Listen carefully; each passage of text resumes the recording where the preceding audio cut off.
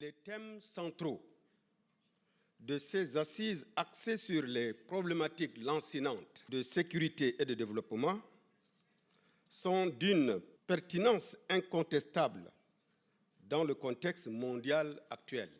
Oui, le monde va mal.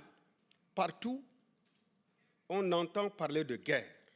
On entend parler des actes de terrorisme. Aucun pays n'est à l'abri. Aucun pays n'est épargné. L'insécurité se généralise. Face à ces crises sécuritaires et humanitaires, on ne peut se taire. Il faut réfléchir, échanger et trouver des solutions pour consolider la paix mondiale et permettre d'amorcer un développement intégral et harmonieux de nos sociétés. La sécurité n'est pas seulement un prérequis au développement, elle en est le fondement. Je veux dire, l'épicentre même du développement. Les nations doivent collaborer sereinement et sans hypocrisie pour garantir un environnement propice à la paix et à la prospérité. Le forum de Crans est, sans contexte, un lieu idéal pour penser cette solution. Comme nous le savons tous, les conflits sont multidimensionnels et nombreux. À cet égard, il n'est guère aisé de brosser une cartographie complète des conflits qui frappent de plein fouet notre planète. C'est pourquoi je focaliserai sur quelques crises assez symptomatiques de l'ampleur de la déshumanité qui gagne notre monde.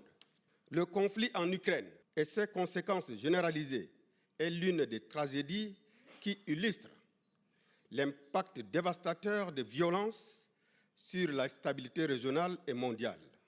Les tensions géopolitiques qui en découlent nous rappellent que la paix est un bien précieux que nous devons aimer et protéger. La sécurité mondiale est menacée surtout par les conflits au Proche-Orient, les guerres apocalyptiques que mène actuellement l'État d'Israël dans la bande de Gaza et au Liban depuis plus d'un an ne doivent laisser personne indifférent. Une fois encore, nous en appelons à un cessez-le-feu immédiat.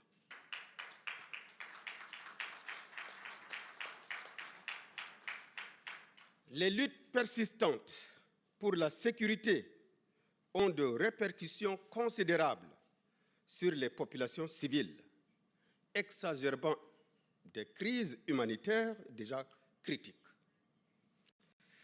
Dans notre région du Sahel, nous subissons également les conséquences d'une insécurité croissante. Le terrorisme et l'extrémisme violent menacent non seulement la stabilité de nos pays, mais aussi celle de l'ensemble du continent africain.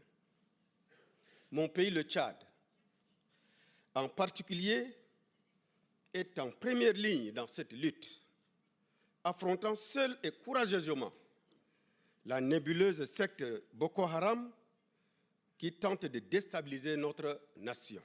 Le président de la République, M. Mahamat Idriss Déby Itno, épris de paix et de stabilité dans le bassin du lac Tchad, a personnellement dirigé une opération militaire contre ces terroristes dénommée Haskanit.